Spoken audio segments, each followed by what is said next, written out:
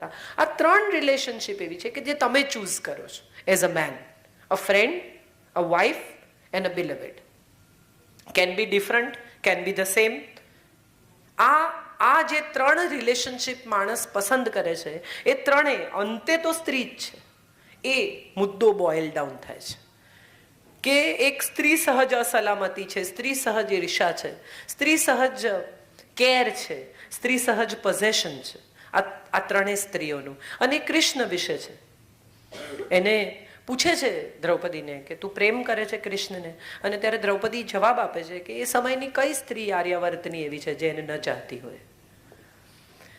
રેખાને પૂછેલું સિમી ગરેવાલે રેન્ડેવુમાં છે ઇન્ટરવ્યૂ કે do you love Amitabh Bachchan, અને ત્યારે એણે કહેલું કે હુ ઇઝ ઇટ ડઝન્ટ લવ હિમ. આ એના યુગનો પુરુષ છે, એવો પુરુષ કે જેને બધી જ સ્ત્રીઓ ચાહે છે. એટલે આ ત્રણ જણા એવા છે જેને કૃષ્ણ પણ ચાહે છે. અમિતાભને બધા ઓળખે, પણ અમિતાભ તમને ઓળખે તો તમારું મહત્વ છે. સો આ ત્રણ સ્ત્રીઓ એવી છે કે જેને ઇન રિટર્ન કૃષ્ણ પણ ચાહે છે, અને એની સાથેની રિલેશનશિપની કથા એટલે Krishnayan. That's what I have tried to portray. પણ મને હંમેશાથી એવું લાગ્યું છે કે સ્ત્રીના ઉછેરને કારણે એનો સ્વભાવ એવો છે. એને બહુ અસલામત કરી નાખવામાં આવે છે, એને એવું શીખવવામાં આવે છે કે તું સુંદર હોઈશ ને ત્યાં સુધી તારો વર પ્રેમ કરશે, વજન ઉતાર, પછી પુરુષો બહાર જતા થઈ જાય. અરે શરીર માટે બહાર જાય છે તો આજ જતો હોય તો કાલ જાય, વહેલો જાય. એને જો મારા ગુણોની કદર ન હોય તો એને જે કરવું હોય તે કરે. યુ રિયલી થિંક કે જે માણસ તમને નથી ચાહતો એને બાંધી રાખવામાં તમને કોઈ રસ છે? મારો એક બહુ જ અંગત મિત્ર છે, એક્ટર છે, એ હંમેશા કહે કે હું કોઈક સ્ત્રી સાથે સૂતો હોઉં અને મારી પત્ની વિશે વિચારવું એ અગત્યનું છે કે મારી પત્નીની બાજુમાં સૂતો હોઉં અને કોઈક સ્ત્રી વિશે વિચારવું એ અગત્યનું છે. આ તમારે નક્કી કરવાનું છે તમને કયા પ્રકારના પ્રેમની અપેક્ષા છે. જ્યાં હોય ત્યાં તમે એના મનમાં હો, એ કે તમે એના મનમાં ક્યાંય પણ હોય ન જ હો, વિચાર આવે તો કાઢી નાખે. એક માણસ એક બારમાં બેઠો હતો અને દારૂ પીતો હતો. એક પેગ, બે પેગ, દરેક પેગ પછી એક ફોટો કાઢે ને જુએ, પાછો મૂકે, પાછો પેગ મંગાવે. તો બારમેનને થયું કે આ શું? એટલે એને જઈને કહ્યું કે આ શું તમારે કોઈ ગોડ છે, તમે શું માફી માંગો છો? તો કે ના, અમારી વાઈફનો ફોટો છે, હું ખોલીને જોઉં છું.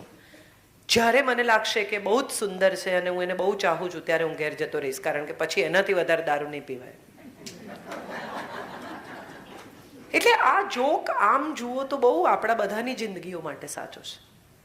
સ્ત્રી એટલી બધી માલિક થઈ જાય, એટલી બધી ક્લોઝ એન્કાઉન્ટરમાં આવી જાય કે તમને છટકવા સિવાયનો બીજો કોઈ વિચાર જ ના આવે.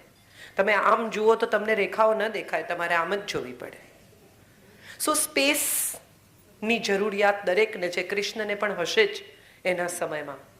એ સ્પેસની કથા, એ દોસ્તીની કથા, એ પોઝેશનની કથા, એ ફરિયાદોની કથા, જે સ્ત્રીઓએ એને માણસની જેમ જોયો અને ઈશ્વરની જેમ ન જોયો એની કથા એટલે કૃષ્ણ. નો એક દરજી હતો, એણે સ્વામિનારાયણ ભગવાન માટે કોટ સીવ્યો. પછી રાજાએ કોટ જોયો અને એણે કહ્યું કે ભાઈ આવો સીવી આપ. ભલે, ચોક્કસ સીવી લાવ્યો. રાજાએ પહેર્યો. રાજાએ કહ્યું પેલા જેવો નથી. કઈ વાંધો નહીં, કે બીજો કરી આવો. બીજો કર્યો, ત્રીજો કર્યો, ચોથો કર્યો, સાતમો કોટ આવ્યો. પછી રાજાએ કહ્યું કે પેલા જેવો નથી. એટલે છેલ્લે દરજીએ કહ્યું કે જુઓ, તમને કહી દઉં સાચું, એના જેવો તો નહીં થાય, કારણ કે એમાં તો હેતના ટેભા છે. એટલે ઘણા લોકો મને એવું કહે છે કે તમે કૃષ્ણાયન પછી એવું કંઈ નથી લખ્યું. વાત સાચી છે, કારણ કે એમાં હેતના ટેભા છે. આ કૃષ્ણાયન. પણ હું એવું માનું છું કે સ્ત્રીએ જો ખરેખર મોડર્ન થવું હોય ને તો સૌથી પહેલાં ઇમોશનલી ઇન્ડિપેન્ડન્ટ થવું પડશે. ઇકોનોમિકલી થાય કે ન થાય એ પછીની વાત છે. ગેસનો બાટલો જાતે બદલતા શીખી જાઓ, પતિની મેડિક્લેમ પોલિસી ક્યાં મૂકી છે, કઈ છે, કેશલેસ છે કે નહીં, બેંકની સ્લીપ ભરતા શીખો, જીપીએસ જોતા શીખો, ટિકિટો બુક કરાવો. આટલું થાય ને તો હું માનું છું આ દેશની સ્ત્રી ધીરે ધીરે ઇન્ડિપેન્ડન્ટ થશે. કમાતી સ્ત્રી પણ ઇન્કમટેક્સ રિટર્ન એને કોઈ પૂછે કે કેટલો ભરે છે તું રિટર્ન, કે તો પૂછીને કહું, સહી કરે. પણ ખબર નથી. સો આઈ ફીલ કે independence is not about using or earning money. It is more about taking your own decisions and facing the consequences of it.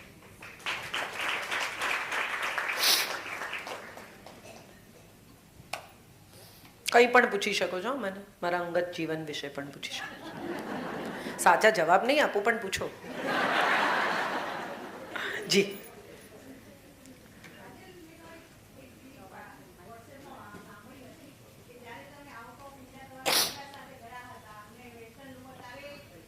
Western look નહીં, સ્વિમસૂટ. તમે સૌજન્ય શા માટે બતાવો છો?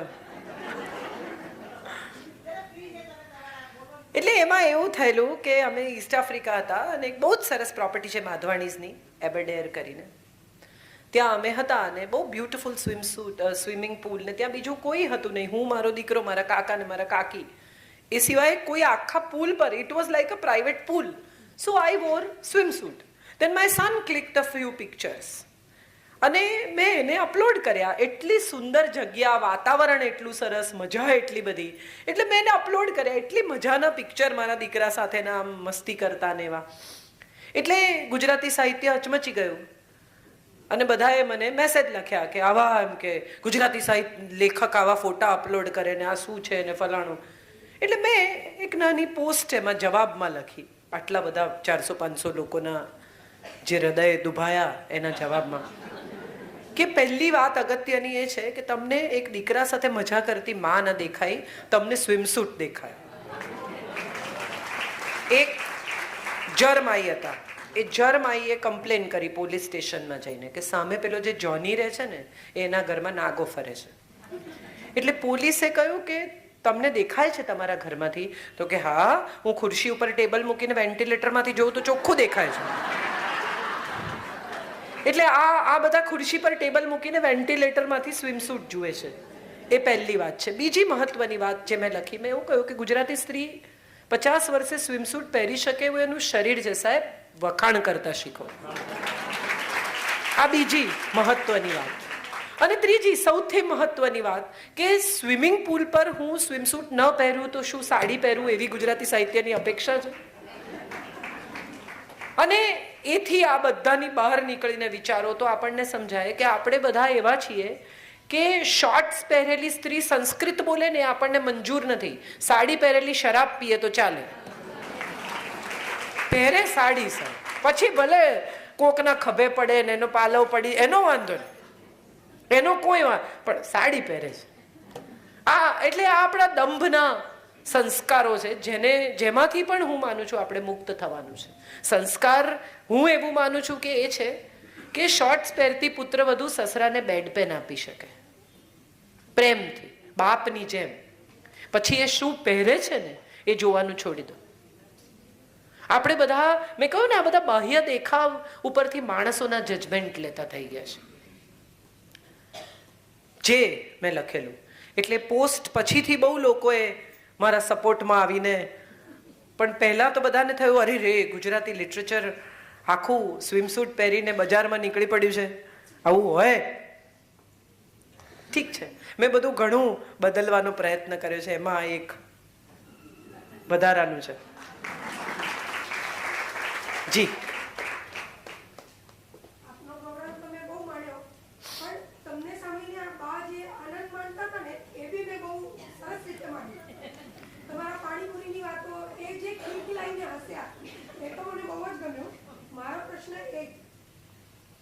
મારા લગ્નને 17 વર્ષ થઈ ગયા. જ્યારે મારું પ્રપોઝલ આવ્યું હતું, મારા સાસુની સાથે હું આજે આવી છું. એમને એમ કહેવામાં આવ્યું છોકરી ગુણી છે પણ બાઇક પર ફરે અને છોકરાઓ એના ઘણા મિત્રો છે. એટલે મારે એમ કહેવાનો મતલબ છે કે એક છોકરીના ઘણા બધા મિત્રો હોવા એ આપણા સમાજે હજુ એટલું એક્સેપ્ટ નથી કરતું. હવે પછી જે કોકટેલ જિંદગીનો અંક આવે ને એમાં મેં આ જ લખ્યું છે કે મારે છોકરીઓ બહેનપણીઓ છે જ નહીં, મારે છોકરાઓ જ છે ભાઈબંધ. અને હું એવું માનું છું, એક બહુ સરસ વોટ્સએપ આવેલો કે એક પુરુષ આખી રાત ઘેર ના આવે ને તો એની પત્ની 10 એના મેલ મિત્રોને ફોન કરે તો 10 એમ કે હા મારી જોડે જ હતો. અને એક છોકરી આખી રાત ઘેર ના આવે અને એનો પતિ 10 બેનપણીઓને ફોન કરે ને તો એ 10 એમ કે ના ભાઈ મારી જોડે નહોતો, મારી જોડે નહોતી. I feel males are better friends. They stand by. સારા ખરાબ સમયમાં તમે ખોટા પડો ને એકવાર, સાહેબ કર્ણ છે ને એ મિત્રતાનો દાખલો તો અદ્ભુત જ છે. ખોટું તો ખોટું, હું તારી જોડે છું. અંદર ખાને એને કે તું ખોટી દિશામાં છે, સમજ આ ન કરાય, પણ જાહેરમાં નહીં લડવાનું. આ હું માનું છું એક ઇન્ટિગ્રિટી છે જે સ્ત્રીઓએ શીખવાની છે. અને આઈ એમ વેરી હેપી કે તમારે પુરુષ મિત્રો છે, રાખજો, કામ આવશે. જી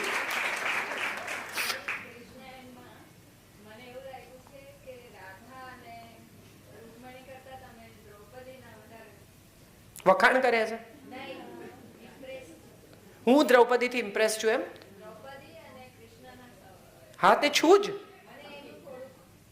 હું બહુ જ ઇમ્પ્રેસ છું અને મને જો આ 3માંથી જ એક પાત્ર પસંદ કરવાનું કે તો હું દ્રૌપદીનું જ પાત્ર પસંદ કરું.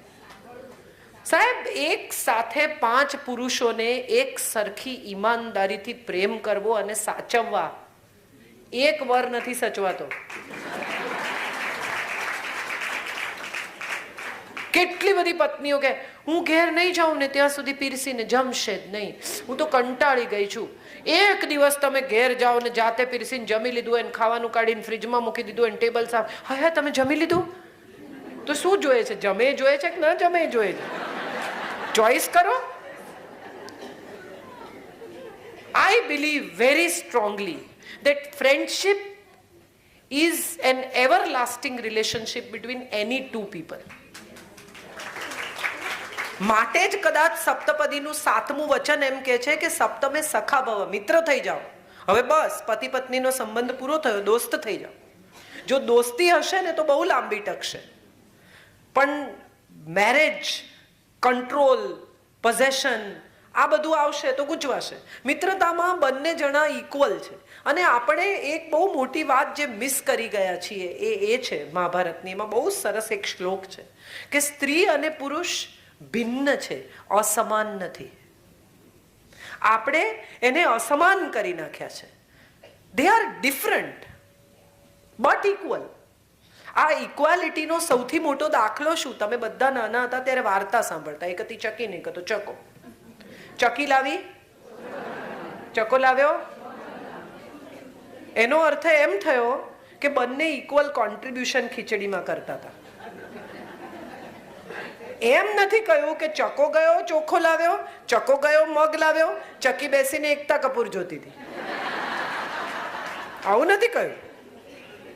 That means two people contributing equal in anything and everything. Not just economy of the house, but in every decision of the house, every problem of the home, or everything. તમે જે કંઈ બની રહ્યું છે એમાં ઇક્વલ કોન્ટ્રીબ્યુશન છે જ તમારું. સો એ ઇક્વલ કોન્ટ્રીબ્યુશનને રિસ્પેક્ટ થવું જોઈએ. અને હું એવું માનું છું કે દ્રૌપદી એ કૃષ્ણની ઇક્વિવેલન્ટ છે, એના પર ડિપેન્ડન્ટ નથી. એક જલતત્વ છે. તમે જો એને એનાલાઇઝ કરીને વિચારો તો તમને સમજાય કે ઘનશ્યામ કહેવાય છે, ભૂરો રંગ છે, જલતત્વ છે, અને બીજી અગ્નિ તત્વ છે, આગમાંથી જન્મી છે. સ્ત્રી સામાન્યતઃ અગ્નિ તત્વ છે, કારણ કે એના અગ્નિમાંથી આવનારા ભવિષ્યનો જન્મ થાય છે. આગ તમે એકમાંથી બીજી, બીજામાંથી ત્રીજી કરી શકો. પાણી એકમાંથી બીજું, બીજામાંથી ત્રીજું ન થાય. એક દીવામાંથી બીજો, બીજામાંથી ત્રીજો થાય. આ જે ગરબો છે એ ગર્ભનું પ્રતીક છે, અને એની અંદરનો દીવો છે જીવનું પ્રતીક છે. 9 દિવસ રાખવામાં આવે, એ 9 મહિના છે. આ તો પછી ક્યારેક એ વિશે આપણે દુર્ગા ભાગવત વિશે જ્યારે વાત કરીશું. પણ માટે મને એવું લાગે છે કે દ્રૌપદી સુખમાં, દુઃખમાં, સમસ્યામાં, પ્રશ્નમાં એની સાથે સાથે છે. હે ગોવિંદ, હે ગોપાલ કહીને હાથ ઊંચા કરવા સભાની વચ્ચે એ સ્ત્રી તત્વ નથી, એ પુરુષ તત્વ છે. To face it, not to sit there and cry about it, but to fight about it and to ask question.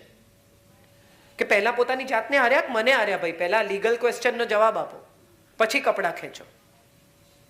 So I feel that there is the fire in the woman, which is very important part of a woman.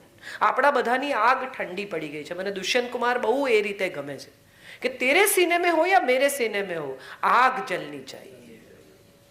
सिर्फ हंगामा खड़ा करना मेरा मकसद नहीं. હું ઘણી વાર કહું છું, मेरी कोशिश ये है कि सूरत बदलनी चाहिए. હું આ બધું બોલીને જતી રહું, તમે બધા ઘેર જઈને કહેશો બહુ સારું બોલી. શું બદલાશે એ બહુ અગત્યનું છે. એક ટકો પણ કોઈની જિંદગીમાં કશું બદલાય તો આ કાર્યક્રમ કિન્નરી બેને કરેલો કામનો. બાકી સમાજનો સરસ કાર્યક્રમ થયો અને કિન્નરી બેને ઘણી મહેનત કરી અને બહુ સરસ બીજા કાર્યક્રમો કરજો હો બેન, આવું કહીને બધા ઘેર જતા રહેશે. સારો સ્નેક હશે તો ખાશે. ગુજરાતીઓને ખાવું એ જીવનનો ધ્યેય છે. એટલે એવું પણ બને બહારગામ જાય કંટાળે, એમ કે અમે બહુ કંટાળ્યા ભાઈ સાહેબ, હવે થોડા દિવસ બહારગામ જવું છે. બહારગામથી આવે તમે પૂછો કેવું રહ્યું, કે ભાઈ સાહેબ થાકી ગયા. તો ગયા શું કામ, થાકેલા જ હતા. So probably what I have felt is this, કે સ્ત્રીઓ માટે આ દ્રૌપદી એક બહુ મોટો દાખલો છે. That's what I like, and I like her for what she is.